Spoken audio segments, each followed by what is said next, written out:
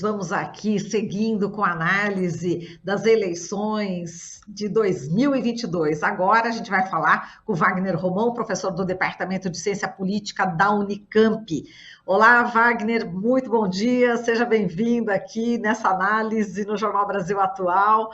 E, enfim, a gente vai conversar muito aqui sobre a política e você que teve uma experiência bastante próxima, né? Já que você foi candidato a deputado estadual pelo PT aqui no estado de São Paulo, para a Lesp. Agora a gente pode falar, já acabou a eleição, você conquistou aí 17.361 votos, e a gente já começa por aí, né? Pela sua experiência, né? De cientista político a candidato político. Como é que foi essa experiência, Romão? Marilu, bom dia, prazer falar com você, bom dia a todos os ouvintes também.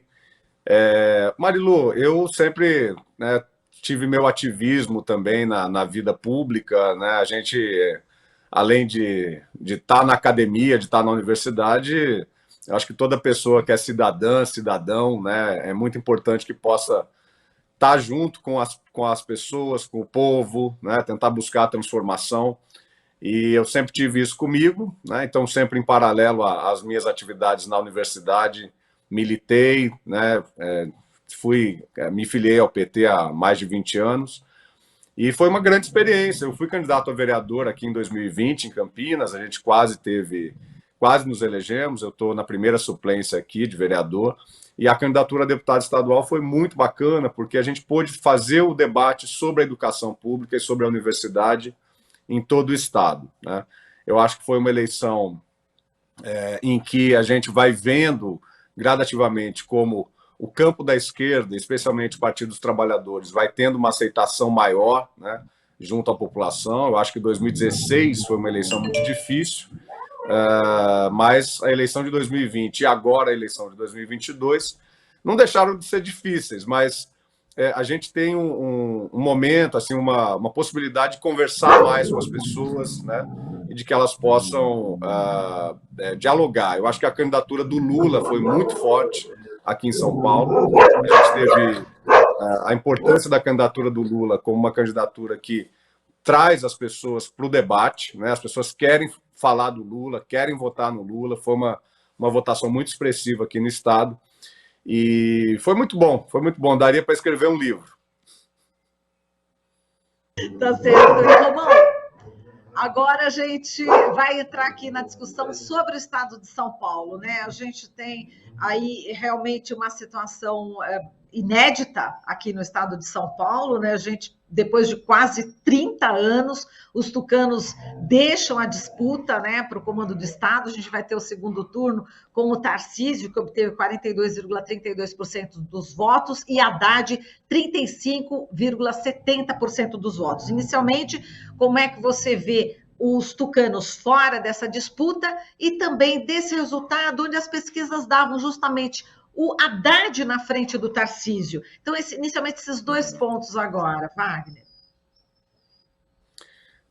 Eu acho que a gente teve um enfraquecimento do PSDB aqui no estado, né? Especialmente ali, claro, isso já vem acontecendo desde 2018, em que o campo bolsonarista acaba engolindo, né, o PSDB aqui no estado de São Paulo e no Brasil, mas sobretudo aqui, que é o berço do tucanato, né? E acho que esse momento, isso foi se aprofundando ao passar desses anos, desses 4 anos. A passagem do PSB, do Márcio França, para o campo, né, petista, para o campo da esquerda, é uma passagem importante, porque ela consolida essa transição, né, do PSB, que estava no campo do PSDB e passou para o campo petista. Então, acho que isso é um elemento importante que enfraqueceu ainda mais o PSDB aqui no estado. E acho que, já passando por essa questão das pesquisas, né, e do crescimento do Tarcísio, eu penso que isso se deu no âmbito nacional também, né? Estava até escutando no rádio, numa outra emissora, agora há pouco, sobre essa questão se a pesquisa errou ou se a pesquisa não errou. Não se trata disso, né? Eu acho que é muito equivocada E isso é mais um engodo que o Bolsonaro quer colocar nas costas das pessoas do campo da ciência, do campo da pesquisa, né, e do campo das pesquisas eleitorais também.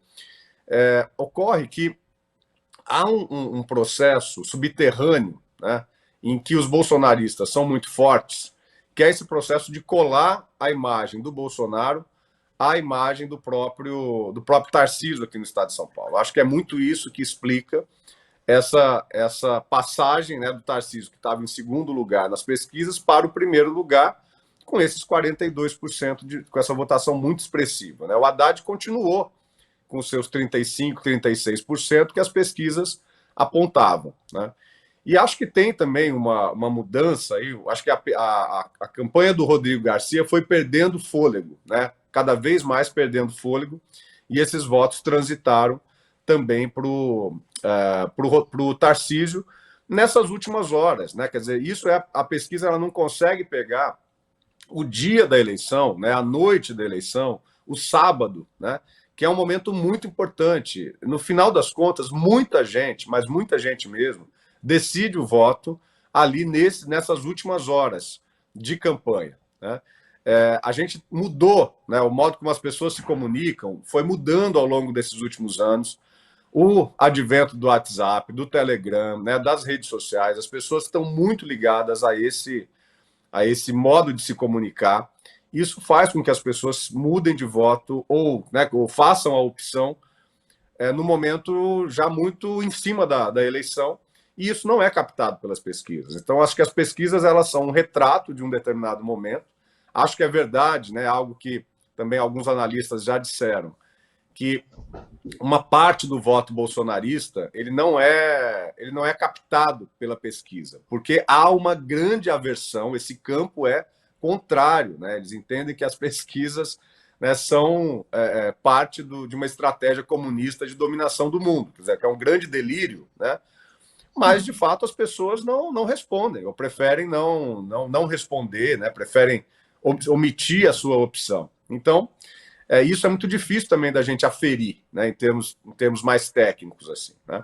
Então, eu acho que é um pouco isso, Marilu, né? O PSDB, né, que perde espaço realmente para esse campo, né, mais conservador ainda, né? Uma parte de uma população conservadora e até autoritária que tinha no PSDB a sua vazão de votos aqui no estado de São Paulo, acabou encontrando, né, um grupo político muito mais afeito à sua própria visão de mundo, né, que é o bolsonarismo, né? Então, isso aí é algo que a gente vai continuar vendo durante muito tempo, infelizmente, na minha visão, né, na política brasileira e na política aqui no estado de São Paulo também. Bom, falando ainda aqui no estado de São Paulo e das futuras alianças, né, a gente tem alguns números, enfim, da Simone Tebet, por exemplo, que poderão ser disputados os votos dela. Vou dar aqui o número, viu, Wagner? Falando em desafios agora para o Haddad em relação ao segundo turno para conseguir vencer o Tarcísio. Bom, o Lula conseguiu aqui no estado de São Paulo 47,54% dos votos, o Bolsonaro 37,99%, a Simone Tebet 8,11%. Traduzindo em números, são 558.748 votos da Simone Tebet e do Ciro Gomes, 297.973 votos, que ele conquistou 4,32%. Por que a gente está falando desses números? Porque esses números, para onde eles vão, né? Essas pessoas que votaram na Simone Tebet, no Ciro Gomes, para onde esses votos vão no que se refere às candidaturas? E agora a gente está aqui no estado de São Paulo analisando. Qual que é a tua avaliação, hein, Wagner, em relação a esse desafio agora do Haddad conquistar esses votos? Deixa eu comentar um pouquinho sobre a votação do Jair Bolsonaro, do Lula e da Tebet aqui no estado de São Paulo, né? O dado que eu tenho aqui é que Jair Bolsonaro teve 47,7% no estado, Lula 40,9%, mais ou menos, e a Tebet teve 6,3%, que dá uma votação de 1.625.000 votos, né, para a Tebet aqui no estado de São Paulo. Se o Lula tivesse mais 1.800.000 votos, né, ganharíamos no primeiro turno, né? Então vejam como é importante esse debate agora aqui, pensando mais no Estado de São Paulo, com esse campo político que votou na Simone Tebet, né? Eu acho que a Tebet, eu queria aqui fazer uma reflexão sobre esse crescimento da Tebet nos últimos momentos, na última semana, né? A gente viu, veja, o ambiente político ele está muito difícil, né? Quer dizer, as pessoas, a gente queria ganhar no primeiro turno para derrotar Bolsonaro, mas também assim para a gente poder ter tranquilidade. Eu acho que eu não estou falando aqui uma besteira, né? Tem muita gente que me falou sobre isso ao longo desses últimos dias. Ninguém suporta mais, né, o Bolsonaro e essa sua verborragia, essa sua violência verbal, política e assim por diante. E acho que a Tebet cresceu nos últimos momentos, né, e ganhou do Ciro, que vinha também numa postura muito, né, quer dizer, muito dura contra o Lula, contra o PT, né. Eu penso que porque a Simone Tebet mostrou nos debates uma postura muito mais racional, muito mais assertiva, né, inclusive nas falas dela, mostrando um raciocínio muito rápido, né, ali nas respostas.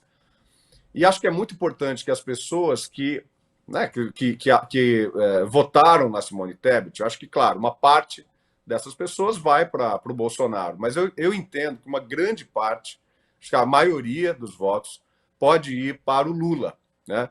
Entendendo que esse voto ele tem pelo menos dois fatores que eu acho que são fundamentais das pessoas que optaram por votar pela Tebet. A primeira é a questão da mulher, né, quer dizer, do voto na mulher, do respeito à mulher, do respeito às mulheres, coisa que o Bolsonaro nunca teve, né?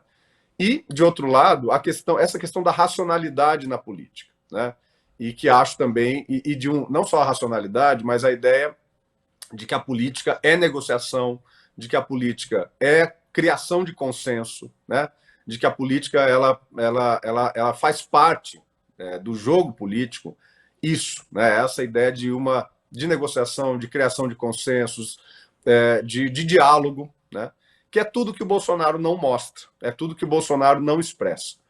Então eu tenho confiança que há uma possibilidade grande de que eu imagino que vai haver ali alguma discussão interna ao PSDB, à Cidadania e ao PMDB e ao MDB, né, que são os três partidos que constituíram a candidatura da Simone Tebet, e acho que pode haver uma migração dos votos da Tebet, em sua maioria, para o Lula. Vamos, né, aqui, em números, se 1.600.000 votos da Tebet fossem todos para o Lula aqui no estado de São Paulo, que eu acho que não vai acontecer, não é a totalidade, mas a gente chegaria já muito perto do que o Lula precisa para ganhar no segundo turno agora, né? Então, acho que essa discussão é muito importante, realmente, o debate, o diálogo com quem votou na Simone Tebet. A tarefa do Fernando Haddad, né, é uma tarefa difícil, porque esse eleitorado do Rodrigo Garcia, me parece, pode ter uma tendência a votar no Tarcísio, né? Então, para isso, eu acho que é muito importante essas 4 semanas de debate, essas quatro semanas de proposição de ideias, né? Eu acho que é um tema muito forte, claro, eu estou no campo da educação. Haddad trouxe muito forte esse tema da educação. Se a gente for comparar com o que fez o governo Bolsonaro na educação, com o que fez o governo Lula na educação, com Haddad à frente, né, não tem comparação, né? Quer dizer, e acho que esse tema é um tema que pega muito, né, nas pessoas. Então, eu acho que a candidatura do Fernando Haddad ela tem que realmente se preocupar em ser propositiva, né, como foi, inclusive, no primeiro turno, e trazer as pessoas para o diálogo, para o debate. O que traz o voto para o bolsonarismo é um voto de pessoas que têm dificuldade de dialogar ou não querem dialogar, né? Então é um voto muito marcado por chavões, né, por uma certa visão da esquerda que é produzida nos círculos bolsonaristas já há muito tempo. Então nos resta, me parece, apenas o diálogo, apenas tentar trazer as pessoas para dialogar, para pensar o futuro, para pensar São Paulo e para pensar o Brasil. E, Wagner, vamos falar aqui dos deputados federais mais votados aqui em São Paulo. Guilherme Boulos, né, do PSOL, conseguiu aí 489.971 votos, primeiro colocado aqui, mais votado. A Carla Zambelli, né, depois, em seguida, o Ricardo Salles, Eduardo Bolsonaro, delegado Bruno Lima. Bom, a gente está falando aqui de bolsonaristas, né, enfim, que conseguiram, né, o voto, e a gente destaca tanto o Boulos, né, que é do campo de esquerda, e também o Ricardo Salles, né, aquele que deixa passar boiada e conseguiu um número de votos assim expressivo. Como é que você, além do Tiririca, né, que conseguiu se reeleger, como é que você viu aí esses deputados no caso, e também o astronauta, né, que conseguiu aí também o cargo de senador por São Paulo? Eu acho que essa foi a grande surpresa, né? O caso aí da eleição do Marcos Pontes, e porque realmente isso a pesquisa não dava, né? O voto do senador entre os majoritários é o mais volátil, né? Sempre foi, a gente sempre teve surpresas nas eleições para o Senado.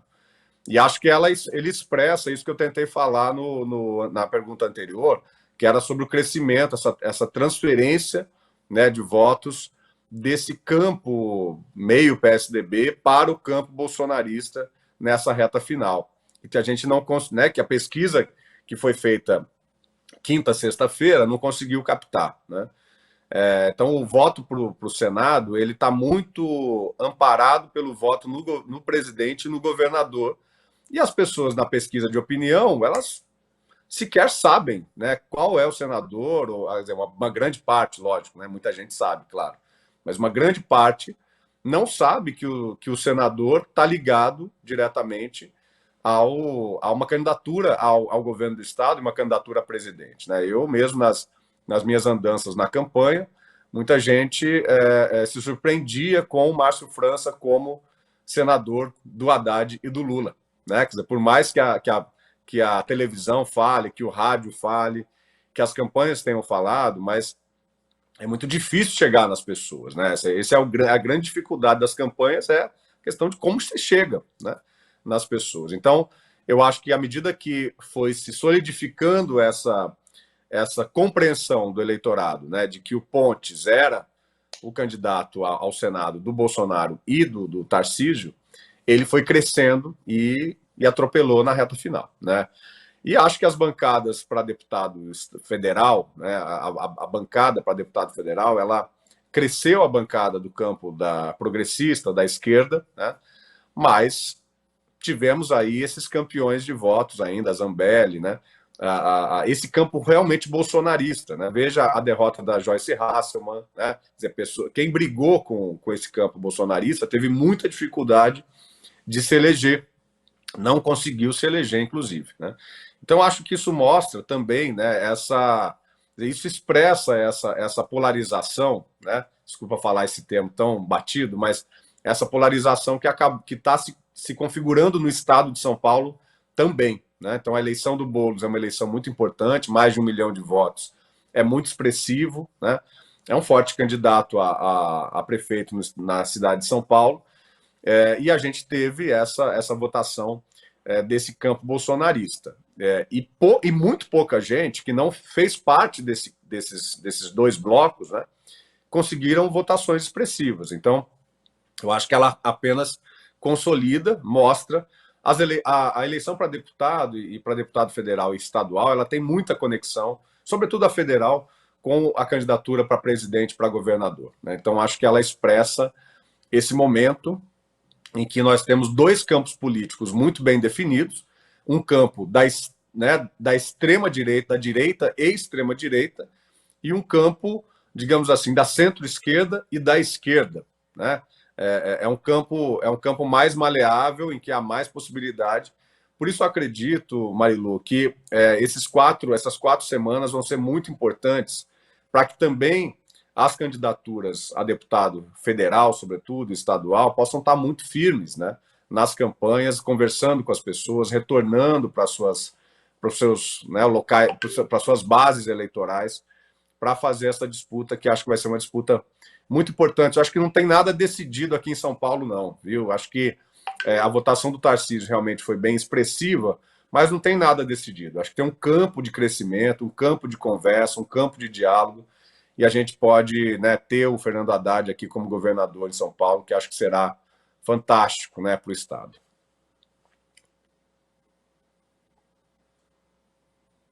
Acho que está sem som, Marilu.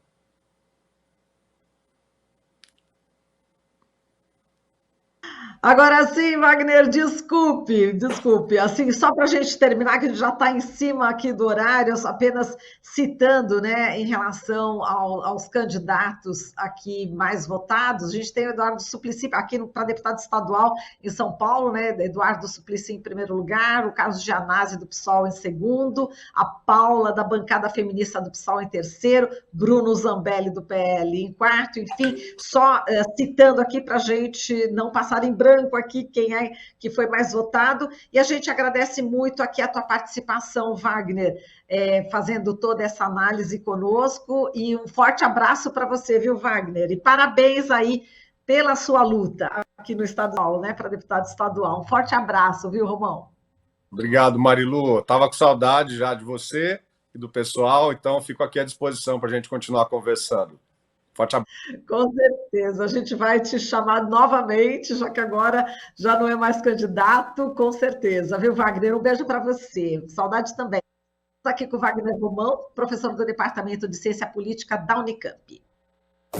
Você está ouvindo Jornal Brasil Atual. As notícias que os outros não dão.